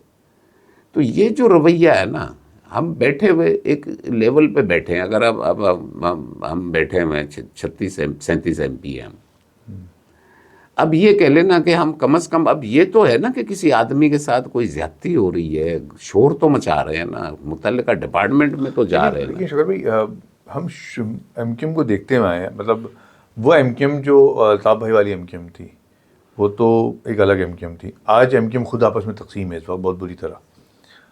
इन हालात में वो क्या किसी के लिए हक हासिल करेंगे जब खुद ही आपस में से लड़ रहे हैं? देखिए, सुबह आपसी इख्तलाफात तो हर जगह हैं, किस किस पार्टी में नहीं है। पीपल्स पार्टी में है, ग्रुपबंदी है, लेकिन वहाँ कल्ट कल्चर है, वहाँ इसलिए बातें बाहर नहीं होती आती। तो यहाँ पर भी तो एक ज़माने में तो था। अब सुना है मैंने कि सुनी सुनाई बात है, ये कोई मेरे पास मुसद्दका नहीं है, सुनी सुनाई बात है कि कोई 15-20 दिन पहले जो है वज़ीर आला और वज़ीर दाखिला ने एक दूसरे को गालियां दी हैं, सामने सामने खड़ा होके, फिर जो है ना वो इस्लामाबाद से उनकी सुलह कराई गई है। अच्छा। हाँ, यहाँ तक भी खबर है। नजार और ये मुराद अली शाह साहब ने, ये खबर कहाँ तक दुरुस्त है, लेकिन मुझे दुरुस्त लग रही है। ये तो ब्रेकिंग दे रहे हैं आप। हाँ। लेकिन ये कि ये जो ठीक है पार्टी में होता है पार्टी पहले भी होता है, लेकिन आप क्या, मतलब हम इस वक्त देख रहे हैं एमक्यूएम के अंदर खालिद मकबूल ग्रुप और मुस्तफ़ा कमाल ग्रुप बिल्कुल क्लियर होकर सामने आ गए हैं इस वक्त। तो फिर एक महाजिर कौम किससे उम्मीद करेगी, किसको मिलेगा, क्या मिलेगा उसको? नहीं, देखिए, वो आपसी जो मामलात हैं वो एक अलग चीज़ है, लेकिन जहाँ कराची के हकूक़ की बात है या दूसरे लफ्ज़ों में महाजिर हकूक़ की बात है, जो जो वहाँ तो एक पेज पे है। जब असेंबली में कोई करारदाद आती है तो हम एक पेज पे होते हैं, वो नहीं है। छोटे मोटे चीज़ें हैं, होती हैं, वो यहाँ भी हैं, शायद हैं, मैं एडमिट करता हूँ जी, हैं, बिल्कुल हैं। लेकिन हम जहाँ एक कराची शहर का मुकदमा होता है तो वहाँ हम एक पेज पे होते हैं, इसमें कोई दो राय नहीं होनी चाहिए। और वेरीफाई भी कर ले आम आदमी कि जहाँ कराची के हकूक़ की बात आती है, कराची के मसले की बात आती है, वो किसी भी फोरम पे आवाज़ उठानी हो, एहतजाज करना हो, असेंबली का बाइकाट करना हो, असेंबली में जो है वो आवाज़ शिद्दत से बुलंद करनी हो, असेंबली में तो शिद्दत से भी वहाँ हम आपने, एक पेज असेंबली में तो आपने भी शिद्दत से आवाज़ बुलंद की है पिछले दिनों एक मामले पे। नहीं, वो बात शायद आप जब गुस्से में आ गए थे कि आपको धमकी दी है कि हाँ, बाहर निकालो। वो असल में थोड़ा सा वो ये था ना कि थोड़े से मेरे सेक्टर में मामलात हो गए थे। फिर जो है वो असेंबली में हुआ गलत, तो कुछ चीज़ें वो इस तरह थी कि वो नौबत शायद ना आती कि जब मेरे सेक्टर में मामलात हुए थे तो बुलाकर हमें बिठा लेते कि भाई ये क्यों हुआ, आइंदा नहीं होना चाहिए। तो शायद ये वजह थी। तो आपके सेक्टर में जो मामला हुए थे वो तो मेरे ख्याल में इकबाल महसूद साहब जी हाँ, के इकबाल थे, महसूद साहब, जो एमएनए हैं एमक्यूएम के। जी जी जी, उनकी जानिब से ही आपका आपस में फड्डा हुआ। उसके बाद पार्टी, मतलब बुला, यही बात तो आ रही है कि बुलाए कौन, खालिद मकबूल बुलाए या मुस्तफ़ा कमाल बुलाए, कौन बुला के बिठाए?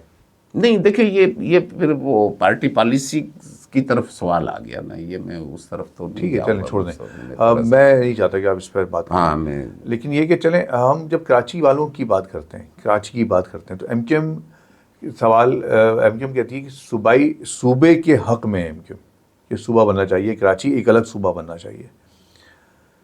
और ये कराची वालों का भी मुतालबा है कि कराची के अंदर एक अलग सूबा, कराची एक अलग सूबा होना चाहिए। कराची जी बहुत जी बड़ा है। जी जी।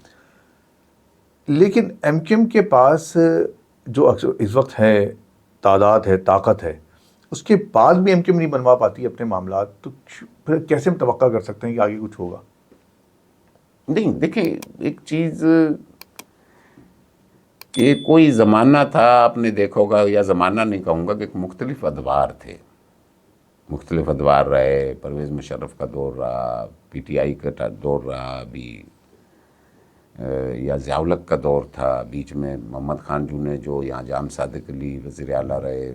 तो देखिए, उस टाइम पे पीपल्स पार्टी का भी तो कुछ नहीं कर पा रही थी ना। देखिए, जब अपोजिशन में होती है कोई भी सियासी पार्टी तो वो उस तरह चीज़ें नहीं कर पाती जो कि हुक्मरान पार्टी करती है। अब इसका मतलब ये नहीं कि हम असेंबली में हैं, तो असेंबली में तो उस वक्त पीपल्स पार्टी भी थी। असेंबली में, सिंध असेंबली में तो पिछली असेंबली में पीटीआई थी, कराची से पीटीआई ज़्यादा वोट लिए थे ना। अभी भी पीटीआई के लोग बैठे हुए हैं, 9 हैं या 10 हैं पीटीआई के बैठे हुए हैं ना। तो ये सवाल तो उन पे भी बनता है ना, भाई तुम पिछली दफ़ा, चलो एमक्यूएम को छोड़ दें, लेकिन पिछली दफ़ा तो पीटीआई के जो 2018 के इलेक्शन का रिजल्ट था, तो एमक्यूएम के तो बहुत कम लोग थे सिंध असेंबली में बैठे हुए, पीटीआई के तो बहुत ज़्यादा थे। तो असल सवाल तो उनसे बनता है और उनसे कंपेयर बनता है एमक्यूएम का। नहीं, असल में देखिए एक माइंड सेट एक बात देखिए, माइंड सेट उनसे इसलिए नहीं बनता कि एमक्यूएम गुज़श्ता 30-35 साल से असेंबली में, मैं सिर्फ एमक्यूएम पाकिस्तान की बात नहीं कर रहा था, जी जी, मैं बात कर रहा हूँ उस एमक्यूएम की जो 30-35 साल से असेंबली के अंदर मौजूद है। जी जी, हम जब बात करते हैं कि सिंध में सिंधियों को वडेरों ने कुछ नहीं दिया, जी जी, तो ये सवाल क्यों नहीं बनता कि कराची के अंदर एमक्यूएम ने महाजिरों को कुछ नहीं दिया? हाँ, ये बात, सवाल आपका बिल्कुल सही है और इसकी वजाहत भी होनी चाहिए। मेरे हिसाब से जो मैं देखता हुआ आ रहा हूँ, एक गांव से लेके, एक छोटे से गांव से लेके छोटे शहर से होते हुए कराची तक जो मैंने देखा है कि देखिए, जब पीपल्स पार्टी पहली दफ़ा इक़्तिदार में आई, भुट्टो ने कोटा सिस्टम नाफिज किया, इंडस्ट्रीज़ को नेशनलाइज किया, सिंध में लसानी फसादात करवाए गए, अंदरून सिंध से बड़े पैमाने पे माइग्रेशन हुई, लोगों की ज़मीनों पे कब्ज़े हुए, औने पौने लोगों ने ज़मीनें बेची, अपनी इज्जतें बचा कर निकले। तो देखिए, एक माइंड सेट बना हुआ है कि शहरी इलाकों को नहीं देना, या मैं दूसरे लफ्ज़ों में कहूँ जी, महाजिर को अब नहीं देना कुछ भी, इनको जो है ना बस लारे लप्पे देने। जब आपने कोटा सिस्टम लगा दिया 60-40 शहरी और देही, इनफैक्ट तो वो ये था जी 40% महाजिर का और 60% हमारा, वो भी नहीं मिलता महाजिर को, वो भी नहीं मिला। नहीं, क्यों नहीं दिया? वो भी डोमिसाइल वहाँ का आता है, डोमिसाइल वहाँ का आ जाता है।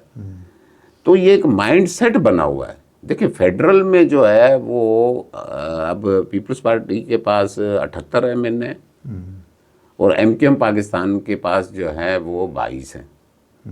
वो रेशो इसी तरह रहा ना हमेशा। तो फेडरल हुकूमत को, नवाज शरीफ को आज भी जो है ना ज़्यादा डर तो पीपल्स पार्टी से, एमक्यूएम से तो नहीं है। लेकिन ये शुरू से चल रहा है ना, ये रेशो चल रहा है। लेकिन 35 साल जो आपने जिक्र किया। लेकिन आप ये देखें ना कि वही नवाज शरीफ, वही पीपल्स पार्टी 90 पे जब तक सजदा नहीं करते थे, उनकी हुकूमत कायम नहीं रहती थी। इस ताकत में थी एमक्यूएम, मैं आज की एमक्यूएम की बात नहीं कर रहा, जी जी, इस ताकत में थी एमक्यूएम कि वजीर आजम अगर 90 नहीं आएगा तो वजीर आजम जी जी, बिल्कुल, ठीक है ना, बिल्कुल ठीक। उसके बाद महाजिर कौम का यह हाल है कराची में कि महाजिर कौम को, महाजिरों को सरकारी इदारों में कहीं नौकरी नहीं मिली, किसी बड़े इदारों में नहीं रहे, किसी जगह भी नहीं जा सके। तो ये एमक्यूएम ये तो एक्सेप्ट करे ना कि हाँ ये हमसे गलती हुई है। देखिए मुसब्बी, मैं उस एमक्यूएम का कभी हिस्सा नहीं रहा। हाँ ठीक है, मैं चाह नहीं रहा था कि उस पर बात, मैं उस सियासत में भी कभी नहीं रहा कि मैं उस वक्त उनके क्या मसले मसाइल थे, मैं कुछ नहीं कह सकता उसमें। कि देखिए, स्क्रीन पे कुछ और होता है, दर पर्दा कुछ और होता है। बहुत सी मजबूरियां होती हैं, हो सकता है उनकी भी कुछ मजबूरियां रही हो, लेकिन मैं उस पर ना बात करूं तो बेहतर है। कराची शहर के लिए अभी जो पोजीशन है मौजूदा एमक्यूएम जो इस वक्त है आपके पास, जिसमें आप खुद एमपी हैं, किस हद तक आपके पास इख्तियारात मौजूद हैं? क्या कुछ कर सकते हैं आप? अगर हमारे सुनने वाले समझना चाहें कि यार मैं शौकत भाई को सुन रहा हूँ, शौकत भाई हमारे लिए क्या कर सकते हैं? हाँ मुसब्बी भाई, देखें, पता है क्या, हमें सिलो जो है ना वो गुलाम बना दिया गया। सिर्फ नोटिफिकेशन की ज़रूरत है, गज़टेड नोटिफिकेशन रह गया बाकी, कि वो हमें नोटिफाई कर दें कि जी ये गुलाम है। और हो सकता है किसी दिन मैं सिंध असेंबली पे ये आवाज़ भी उठाऊं कि भाई साहब नोटिफाई कर दें, सिंध असेंबली से लेजिस्लेशन करवा लें और हमें गुलाम बना लें। हम गुलाम बनने तो हो चुके हैं, हमें सिर्फ नोटिफाई कर दें कि गुलाम के भी तो कोई हकूक़ होंगे। हो सकता है गुलाम होने के बाद यूएनओ की लेवल पे हमारी कोई सुनवाई हो जाए। और तल्ख बात कर रहे हैं आप? नहीं, तल्ख बात नहीं, क्या करेंगे आप? जब आपके घर में पानी नहीं आता, यकीन करें अभी चले मेरे घर में पानी नहीं है, मैं एमपीए हूं, मेरे घर में पानी नहीं है, मतलब मेरा सेवरेज नहीं जा रहा, बिल मैं दे रहा हूं, मेरी गैस नहीं आती, बिल मैं दे रहा हूं, मेरी लाइट नहीं आती, मेरा बच्चा जो है वो करोड़ों रुपए खर्च करके डिग्री हासिल करता है, मुझे सरकारी नौकरी नहीं मिलती। सही, प्रॉपर्टी टैक्स मैं दे रहा हूं, इनकम टैक्स मैं दे रहा हूं, प्रोफेशनल टैक्स मैं दे रहा हूं। हाँ? मेरा सारा पैसा जो है, जो एक बदमाश आदमी है, जाहिल आदमी, वो सारा पैसा मेरा वो खा के बैठा हुआ है। मैं तलक बात करूंगा नहीं तो क्या करूंगा? ये सिर्फ मैं नहीं करूंगा, ये बात, मेरी बात जिस दिन इस शहर के लोगों को समझ में आ गई, तो यहां आपको ये जो इस्तेसाली तबका है ये नहीं मिलेगा, ये नहीं मिलेगा कि आपको गुलाम बना दिया गया है सिर्फ नोटिफिकेशन होने की का फासला है, सिर्फ आपको कुछ नहीं मिलना। आप घर बनाते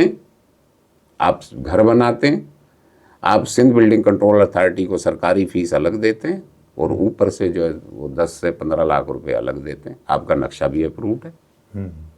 और वहाँ बैठे हुए कौन लोग हैं? कौन बैठा? बाहर के लोग बैठे हुए, कराची से बाहर के। डोमिसाइल उनका कराची के लिए नहीं, क्या सिस्टम चलाया हुआ है? वही तो मैं कह रहा पहले था Karachi building control KBCA। Authority, KBCA, हूँ। अब SBC उसको बना दिया SBCA, Sindh building control authority.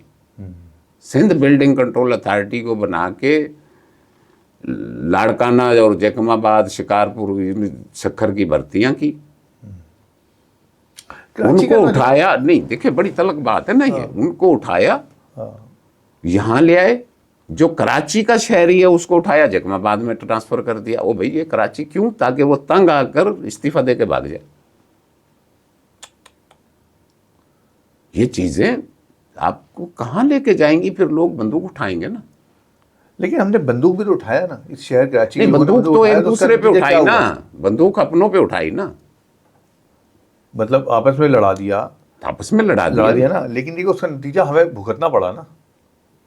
देखिए चलो भुगत लिया, ठीक है। अब ट्रैक पे आ गए। अब ट्रैक तो पे जो आ गए। नौजवान है, ठीक है। माजिद नौजवान है, जो जी, माजिद जी। तबका जो है, वो नौजवान को तो कुछ भी नजर नहीं आ रहा अपना मुस्तकबिल इधर कराची में, बिल्कुल भी। जी जी, बिल्कुल बिल्कुल आप सही कह रहे हैं मुसब्बिर। देखें, जब उसको मुस्तकबिल नजर नहीं आएगा और हम उसको कुछ दे नहीं पाएंगे, वो बिल्कुल मायूस, एक नौजवान एक मायूस हो गया तो वो कहाँ जाएगा? वो किसी के भी हत्थे चढ़ेगा, गलत आदमी के, वो गलत के नहीं कहूंगा मैं, वो सही आदमी के हत्थे चढ़ेगा। क्योंकि जब उसको आप दे कुछ नहीं रहे, वो रिएक्शन होगा। उसकी माँ बाप जो है वो सिसकते जो है ना, दूसरों के लिए कमाते हुए उन्होंने जिंदगी गुजारी, फाके काट कर एक बच्चे को पढ़ाया। दूसरों के लिए मैं इसलिए कह रहा हूँ कि टैक्स वो दे रहा है सारे, पानी उसको नहीं मिल रहा, पानी का बिल दे रहा है, पानी नहीं मिल रहा, लाइट का बिल दे रहा है, लाइट नहीं मिल रही, गैस का बिल दे रहा है, गैस नहीं मिल शहर रही, में टैक्स अलग दे रहा है, प्रॉपर्टी टैक्स दे रहा है। हाँ। तो वो उस बच्चा तो देख रहा है ना, मेरे वालिदैन ने, तो उसको पता है मेरे वालिदैन को कुछ नहीं मिला, सवाए वो कमा के दूसरों को पैसे देता रहा, अब मुझे भी कुछ नहीं मिल रहा। तो फिर ये जो क्या होगा फिर इससे? तो ये जो कराची में गोट आबाद स्कीम है, गोट आबाद होते हैं इतनी बड़ी तादाद में, मेरे ख्याल में कितने 245 गोट हैं कराची? ज्यादा गोट हैं। ज्यादा। एक मेट्रोपॉलिटन सिटी में ये कहीं देखा है आपने, कहीं गोट वगैरह? जी, सब देखें, इसमें मेरी दो राय हैं। एक तो वो गोट हैं, ओरिजिनल गोट हैं, जो कदीम सदियों से लोग उन गोटों में रह रहे हैं कराची में, ठीक है। वो फिर गोट चाहे डिफेंस में हो, चाहे वो क्लिफ्टन में हो, या किसी शहर के बीच में हो, मैं उस गोट की हिमायत में हूँ, मुखालफत में नहीं हूँ। वो चाहे गुलिस्तानी जोहर में हो, चाहे गुलशन में हो, चाहे कहीं पे भी है, वो ओरिजिनल गोट है, वो सदियों से यहाँ रह रहा है। ठीक है। आप उसको उसकी ज़मीन से जुदा ना के मैं हक में नहीं हूँ। वो गोट है, गोट ही रहने दें उसको। एक गोट वो है जो कि कब्ज़ा माफिया ने गोठों के नाम पे कब्जे किए, गोठ बना लिए, करप्ट इंतज़ामिया ने उनको बैक डेट में उनके डॉक्यूमेंट जाली बनाए। गोठों में फ़र्क है, ठीक। गोठों में फ़र्क है। एक ओरिजिनल गोठ है जो कि सदियों से है, जो आबाद है वहीं पर ही, वो वहीं आबाद है, वो वहीं रहना चाहिए। बल्कि उसको जो है ना वो मॉडल गोठ बना दे उनको सबको, कि नज़र आए, पता ही नहीं चले कि जी ये जो है वो सिविलाइज आबादी है और ये गोठ। एक वो गोठ है जो कि शहर के बीच में भी है। कब्जा माफिया आज से तो नहीं, पुरानी एक्टिव है। उन्होंने कब्जे किए, रेवेन्यू डिपार्टमेंट ने जाली डॉक्यूमेंट दिए, फिर कानून के मुताबिक वो उस डेफिनेशन में आ गए कि भाई ये इतना पुराना गोठ है तो गोठ आबादी स्कीम की डेफिनेशन में आएगा। तो वो उनके मैं खिलाफ हूँ, आज भी खिलाफ हूँ। अच्छा, वैसे ये हम थोड़ा सा चलें, समेटते हैं अपने प्रोग्राम को। कराची शहर के हवाले से हम बात करते हैं। एमकेएम जो बात कर रही है, जो इस्लामी भी यही बात करती है और यही महाजिरों की बात कर रही होती है, तो क्या वजह है कि आप दोनों, मतलब इस शहर कराची की अगर हम बात करें, दो जमातें हैं जो कि शहर पे हक रखती हैं या बात कर सकती हैं, तो आप दोनों क्यों नहीं बैठते एक साथ? कभी आपकी बात हुई इनसे?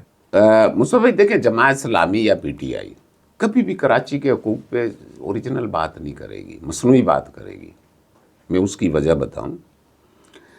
देखें, कराची में एमकेएम जो बनी वो सिर्फ कराची, हैदराबाद या कह लें कि सिंध के शहरी इलाकों के अवाम के हकूक़ के लिए जमात बनी थी। एमकेएम का जो बड़ा वोटर है वो तबका है जिसके साथ ज़्यादती हुई, जिसको दूसरे लफ्ज़ों में महाजिर कह लो। शुरू में पहले भी वही था बड़ा वोटर, आज भी वही है। ठीक है, बाद में जो है अभी पख्तून भी जुड़ गए हैं, सिंधी भी जुड़े हैं, बलोच भी जुड़े हैं, सराइकी भी, पंजाबी भी, लेकिन वो बहुत कम तादाद में वोटर है एमकेएम का। एक्चुअल जो बड़ा वोटर है वो है। अच्छा, जमात इस्लामी का जो मफादात हैं वो पख्तून आबादी से भी उसके मफादात हैं। जो कराची के मज़ाफ़ात में रहते हैं वो भी उसका वोटर है। पंजाब में भी उसको अपने वोट की लालच है, सूबा सरहद में भी उसको वोट की लालच है, बलूचिस्तान में भी उसको वोट की लालच है। तो वो कभी भी दिल से कराची का मुकदमा नहीं लड़ेगी, लड़ नहीं सकती सियासी तौर पे। कि वो बात करेगा, पठान के खिलाफ बात नहीं कर सकता। अगर पठान ने किसी महाजर का इस्तेसाल किया, मैं एक जनरल बात कर रहा हूँ, वो सिंधी, अगर एक सिंधी से मुराद बलोच, सैयद, सब आ गए उसमें, गैर महाजिर कह लो। वो अगर कराची का इस्तेसाल कर रहा है और कराची के लिए काम नहीं कर रहा, तो वो कभी भी बात नहीं करेगा। क्यों नहीं करेगा? वो डट के नहीं करेगा, इसलिए कि उसको जो है ना वो अपना वोट उसको वहाँ से चाहिए, वोट वहाँ से चाहिए, और लालच है कि आज नहीं तो कल मुझे वहाँ से मिलेगा वोट। इसलिए अच्छा, हमारा तो जीना मरना, सियासत, वोटर, रहना सहना, वो सब जो है ना वो हमारा तो कराची शहर में ही। मारना, हाँ, मैं मरूंगा तो यही दफन होऊंगा ना। नहीं, मैं मारने की बात कर रहा हूँ। नहीं, मारना तो नहीं है, वो भी तो आई गई बात हुई। अब तो कभी कोई इल्ज़ाम भी लगता था, सच्चा झूठा जो भी था। अब तो नहीं है, कोई ऐसा केस आपने सुना नहीं होगा। देखिए, हम तो कराची है ही है ना। अब वो कल एक पख्तून एमपी कह रहा था बात के, जो है ना वो सिंध असेंबली में जब करारदाद लाया था वज़ीर आला के, जी मुझे तो महाजरों ने वोट दिया, मैं तो कराची से शुरू पीटीआई वाला था, मुझे तो बाद में वो उसमें पीपल्स पार्टी में शामिल हो गया, क्या नाम है उसका, लाडी साइड से, ठीक है। हाँ, कल मैं सुन रहा था। हाँ, मुझे तो महाजरों ने वोट दिया, ये दिया। अच्छा, मेरे तो आ रहा था दिल में कि खड़ा होके कहूँ कि तू तो जो है ना आज भी तू दिखा दे मुझे अपने बाप की, दादा की कब्र दिखा दे कराची में। तेरा तो मरता है तो तू जाके सवात में दफन करता है वहाँ पे। तू कैसे बात कर रहेगा कराची की? तुझे कहाँ से मोहब्बत होगी इससे? तू तो चाहेगा कि ये लूट मार चलती रहे, मुझे भी हिस्सा मिलता रहे। तेरे पे तो प्रेशर पड़ा, तू तो जो है ना वो सामान उठाएगा, हो सकता सामान भी ना उठाए, सीधा भागे वहाँ जाके आबाद हो जाए। तेरे तो घर भी वहाँ बना लिए होंगे कराची की कमाई से, वहाँ बैंक भी, वहाँ अकाउंट तेरा खुला हुआ होगा। कराची के साथ कहाँ जाऊँगा? मतलब मैं समझ, कराची तो खैर पता नहीं क्या हम कराची के बारे में बात करें, किससे बात करें, किससे आवाज़ उठाएं। अब तो मायूसी होती है कराची को देख के, बिल्कुल अब उम्मीद नज़र नहीं आती कराची में कोई भी। बिल्कुल, बहरहाल चलें। अब आपसे मैं चाहता हूँ कि एक सवाल चलते चलते ये ज़रूर हो जाए कि आपका ताल्लुक़ हरियाणा से, जी जी, आपका स्टाइल एक बात करने का, अंदाज है, गुफ्तगू है हमारे सुनने वालों के लिए, कराची वालों के लिए उसी अंदाज में कोई पैगाम हो जाए हरियाणवी में। हाँ। अब वो हमारा तो वो महज़बाना तो नहीं है, उर्दू वाला तो आइए हजूर। नहीं हम तो हरियाणा ठीक है, हरियाणा में ये वो है चाहिए कि कराची वालों थारे लिए पैगाम है यो, जिद लग मौत तक डरोगे और डरते रहोगे उस वक्त तक कोई हकूक नहीं मिलेंगे। अगर आप आवाज़ पे बाहर नहीं निकलोगे तो कोई हकूक नहीं मिलेंगे। ये सोशल मीडिया पे हकूक नहीं मिलेंगे कभी भी। आप उसके लिए आपको जिद्दोजहद करनी पड़ेगी, सब चीज़ करनी पड़ेगी अपने अपने हकूक के लिए। भी गैर मुस्लिम भी तो मरा है ना, उसको तो कोई लालच नहीं है कि मैं जन्नत में जाऊंगा, लेकिन वो अपने हकूक के लिए मर जाता है। तुम्हें किस खौफ ने खा लिया? अजीब से जवाब पेश करते हैं कि जी हमारे तो बच्चे का क्या होगा। वो तो बच्चों को ठेका तेरा है क्या? तू रोड पे मर गया, रोज मरते हैं, डंपरों के नीचे आके मर जाते हो ना भाई, डंपर के नीचे भी तो मर गए। तो क्या हुआ बच्चों का? बच्चों का तो अल्लाह पालने वाला है। नमरूद को इतना बड़ा वो बना दिया अल्लाह ताला ने। तो हकूक के लिए नहीं निकलोगे तो भाई कुछ नहीं है। मैं मजबूत हूं, एमक्यूएम मजबूत है, तो आपसे है, सही है। आप लोगों से, आपके हकूक की बात करने वाली सिर्फ एक पार्टी है एमक्यूएम कराची में, बाकी सब ड्रामेबाज हैं। अब आप मेरे साथ नहीं खड़े होंगे तो मैं कुछ भी नहीं हूं। तो लिहाजा ये सोच बदलें। अगर कहीं आपका जहन अटका हुआ है, उस जहन अटके हुए जहन को निकाले, फिलासफर ना बने। ये थोड़ी सी गैर मौजमाना करनी पड़ जाती है कि आदमी पढ़ लिख जाता है ना तो फिर वो फिलासफर बन जाता है। वो कहता है मैं जो कह रहा हूँ वो ठीक है, शौकत तो गलत कह रहा है। वो भी डरते क्यों हो यार? मरोगे ना। तो मर तो गए शौकत भाई, कराची में तो मरे हुए हो ना, रोज मरते हो, माजिर मर रोज मरते हो ना। एमक्यूएम के चक्कर में कितने माजिर मर गए आप मर बताओ। गए, कई हजार मार बस दिए, हजारों मर गए। कहीं एमक्यूएम ने मार दिए, कहीं किसी और ने मार दिए, उनको दोनों तरफ से मर गए। माजिर ही तो मरा है। लेकिन लोग भी तो थोड़ा सा लोग ठीक है कहाँ ना। तक हैं? लोग तो खौफजदा है लोग ना। भी तो लोग भी तो मायूस हुए ना, किससे? हमारे से ही मायूस हुए ना। एमक्यूएम से मायूस हुए ना। तो भाई मैं कह रहा हूँ कि शायद वो नहीं कर एमक्यूएम भी तो पाए, एक्सेप्ट करे ना। शायद जिस तरह- वो नहीं इसका मतलब कर है कि पाए। मुस्तफा कमाल साहब ने जिस तरह आके एक्सेप्ट किया कि हमसे गलती हुई है, वो सही कर रहे हैं, आपको भी एक्सेप्ट करना चाहिए। देखिए मैं एमक्यूएम में तो पहले तो नहीं था, ये इलेक्शन से आया हूँ, ठीक है। देखिए मैं तो अपने पे जानता हूँ कि कुदरत ने, ये कुदरती चीज़ें होती है कि खौफ नहीं है किसी चीज़ का। जब मुझे ये खौफ नहीं है कि भाई मेरे बच्चे का क्या होगा, तो मुझे कोई डरा नहीं सकता।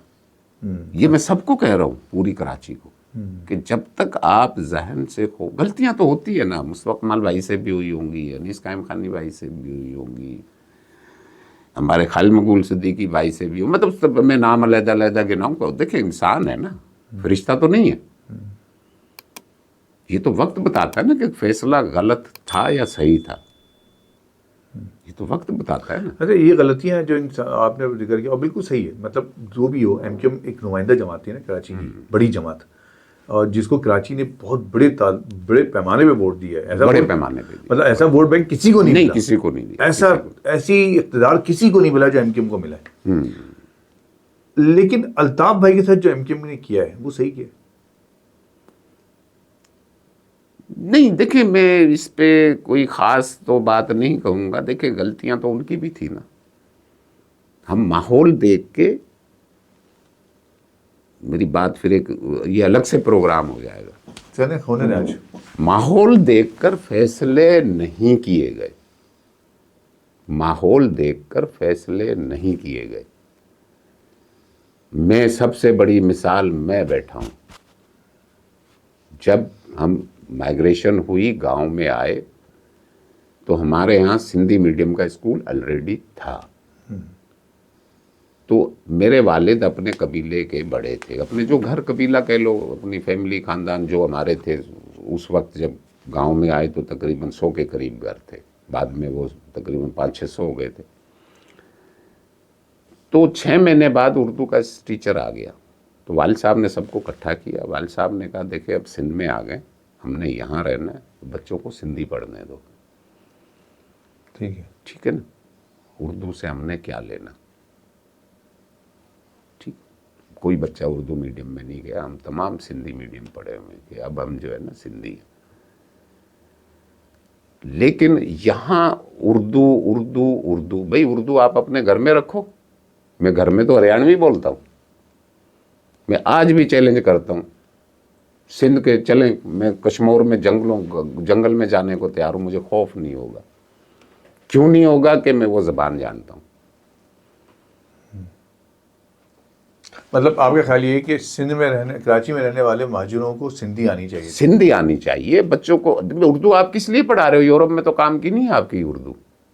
लेकिन उर्दू महाजिरों की ज़बान है ना। नहीं, ज़बान है तो अपनी ज़बान की हद तक रखो ना।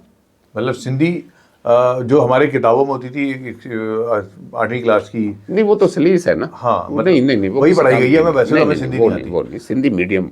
लेकिन जो महाजिर सिंध में रहा है उसने तो सिंध सीख ली, क्यों माहौल से सीखता है ना वो तो। जी जी। तो आपके ख्याल है कि एमकेएम ने वो माहौल देना चाहिए था एमकेएम को कराची में? वो देना चाहिए था, लोगों को सिंधी पढ़नी चाहिए थी, सिंधी सीखनी चाहिए थी। देखिए यहाँ कुछ इस तरह भी हुआ है कि हमने एक दूसरे के कल्चर को भी हिट किया। ठीक है, देखें किसी के कल्चर पे, किसी के मजहब पे, किसी की ज़बान पे बात नहीं करनी चाहिए। उसका एक कल्चर है, सिंध का एक कल्चर है, महाजर का एक कल्चर है। ना सिंधी को करनी चाहिए ना महाजर को करनी चाहिए। आप सांगड़ में रहे, आम सिंधी जो है जी, जी, आम महाजिर जो है, आम घराने, उनके तो बड़े अच्छे ताल्लुकात होते हैं आपस में। मैं आज चले, मेरे साथ चले, मतलब आम सिंधी आम महाजिर कोई खिलाफ नहीं सभी आप चले। मैं तो प्रैक्टिकली कह रहा हूँ ना, लोग तो ज़बान से बात करते हैं ना। चले 2 सिंधियों को बिठाएं कराची के, जो कहते हैं जी 2 महाजरों को बिठाएं और मेरे साथ चले, देखें लोग मेरे से किस तरह मोहब्बत करते हैं। एक आम जो खेतों में काम करने वाला सिंधी है, बलोच है, सराइकी बोलने वाला उसका भी तो वही मसला है जो महाजिर का। वो तो वो तो देख रहा है ना।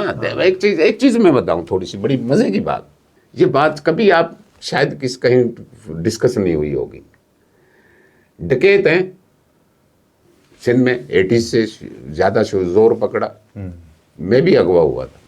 अच्छा। 84 में मुझे भी अगवा करके ले गए। कच्चे में ले गए थे। ठीक है। कितने लोग अगवा हुए? कई हो चुके। कितने लोगों ने घरों पे हमले करके जो है वो लोगों को पर्चियां भेजी। महाजर पंजाबी कितने अगवा हुए, ना होने के बराबर। डाकुओं ने महाजर पंजाबी को क्यों नहीं आगे अगवा किया? कोई इक्का दुक्का केस हुए ना। मेरा हो गया, जैसे सईदाबाद के सिंधी को अगवा किया, उसने सिंधी को ही मारा। सिंधी को ही कितने डाकुओं ने महाजर पंजाबी कत्ल किया, ना होने के बराबर। क्यों? क्योंकि उसको पता है ये भी मजलूम, मैं भी मजलूम। अरे सिंधी मजलूम नहीं है। नहीं, उसने तो उसे ये सोचा होगा महाजिर तो खुद ही बेचारा कराची में पिटता रहता है। नहीं वहाँ का महाजिर, नहीं वहाँ का महाजिर। अच्छा, वहाँ का महाजिर, मैं तो वहीं का रहने वाला हूँ ना। अच्छा, ठीक है भाई। डाकू ने कश्मीर में हो रहा है, इतना वाकया हो रहा है, वहाँ महाजिर भी तो रहता है ना, पंजाबी भी रहता है। उसको तो ना वो मारता आगे।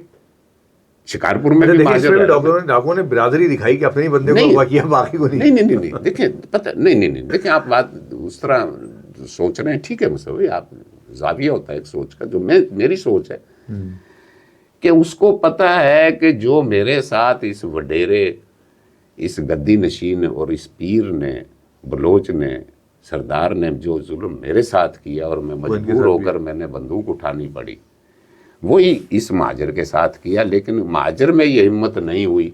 पैसे वाला तो है लेकिन इसमें बंदूक उठाने की हिम्मत नहीं हुई। यार ये भी मजलूम है। ये ज़बान होती थी जब मैं 10 दिन रहा हूँ डाकू में। अच्छा, बात होती थी आपकी? हाँ, वो कह लगे, उन्होंने मुझे कहा यार हमें तो पता ही नहीं चला। और आप लोगों तो वही, आप भी मजलूम हो यार। बोला वो हम तो खड़े हुए, जो आया उसको बिठाया, आप 4 को सेलेक्ट कर लिया कि आप उन 3 को तो, 3 का तो हमें पता था, 2 तो वडेरे के भाई थे। अच्छा।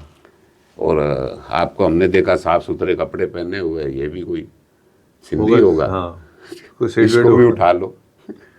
मेरी डिमांड भी नहीं आई थी घर वालों को, खुद ही छोड़ दिया उन्होंने। नहीं वो तो मैं खौफ में भाग गया था, फिर मौका मिल गया था निकल गया। बहरहाल वो एक अलग से फिर प्रोग्राम हो जाएगा। ये बता तो रहे हो। देखिए एक चीज जो मैं प्रैक्टिकल देख के आया हूँ, मैं वो बातें कर रहा हूँ यहाँ पे। बहरहाल क्या कहते हैं शौकत भाई, दास्तान बहुत तवील है, तभी ठीक है ना, और मजलूम दोनों तरफ है, दोनों तरफ हैं। चाहे सिंधी हो चाहे महाजिर हो, चाहे पंजाबी हो चाहे पठान हो, चाहे बलूची हो, चाहे असल में वो माइंड सेट है। जी माइंड सेट। माइंड सेट है, कहीं वडेरा माइंड सेट है, कहीं जागीरदाराना माइंड सेट है। तो वो माइंड सेट को बदलने की ज़रूरत है, और उसको बदलने के लिए आप लोग कराची में भी माइंड सेट है। कराची में मैंने कहा वो माइंड सेट है, कराची में भी वही माइंड सेट है। माइंड सेट है, हमने कराची में वो माइंड सेट उर्दू स्पीकिंग में भी देखा है। वही मैं उर्दू स्पीकिंग की बात कर रहा हूँ ना। वो वडेरा जागीरदार तो है नहीं, हाँ, लेकिन वो सियासत में आगे वडेरा बन गया। सियासत में आगे वडेरा जहन वही वडेरे वाला है। हाँ, वो माइंड सेट है। ये मेरा जो आप देखा असेंबली में, ये क्या था, ये वही माइंड सेट है ना। हाँ, वही था। वही माइंड सेट, आपने वहाँ चैलेंज किया ना, आपने उस माइंड सेट को चैलेंज किया, उस माइंड सेट को चैलेंज किया। चैलेंज किया आपने, और पता नहीं उसके बाद आपने क्या खूमियाजा भुगता, लेकिन ये कि आपने चैलेंज किया। नहीं, चैलेंज तो किया ना। मैंने जो चैलेंज किया ना, तो वो मैंने रिजल्ट से डरता तो मैं चैलेंज नहीं करता ना। वही मैं कह रहा हूँ ना, आपने तो चैलेंज कर ना दिया। मुझे आज पछतावा है उस बात का, ना मेरे घर वालों को पछतावा है, ना मेरी घर की औरतों को पछतावा है। आप अभी भी सर्वे करवा लें, मेरे तो घर की किसी औरत से बात नहीं निकलेगी कि उसने गलत किया, हम तो मर जाएंगे। तो हमारी तो औरतें भी मरने को तैयार होती है ना। मसला तो ये है। नहीं तो अगर फर्ज करें कल हम कह रहे हैं कि भाई चलो शौकत इस्तीफा दो, तो अल्लाह का शुक्र है, मेरी जो हमारी बिजनेस है, हम तकरीबन 10-12 करोड़ रुपए तो टैक्स देते हैं साल का। तो आपको असेंबली की रुकनी प्रोफेशनल वकील हूँ, मेरा बेटा बैरिस्टर है। अच्छा, जो मेरे पास है उससे मैं खुश हूँ, मुझे ज़्यादा की ज़रूरत ही नहीं है, ना मेरी ख्वाहिश है। ज़िंदगी में कभी शराब नहीं पी, ज़िंदगी में किसी जो है वो गैर औरत को हाथ नहीं लगाया। मुझे कौन सा जाके जो है वो मनीला में जाके अयाशी करने के लिए पैसे चाहिए, या दुबई में जाकर अयाशी करने के लिए पैसे चाहिए। एक ताकत तो होती है ना, एमपीए की ताकत है। नहीं यार, मैं वकील हूँ, मेरा बेटा बैरिस्टर है, मेरी बाहर ज़्यादा ताकतवर है। खैर चलें, अल्लाह करे कि ये मामला यहीं ठहर जाए, फिर आगे ना बढ़े। आप नहीं MPA बढ़ेगा, रहें, नहीं आप बढ़ेगा। MPA रहें। और कराची शहर के लिए बहुत ज़रूरी है कि आप लोग मुत्तहिद होकर काम करें।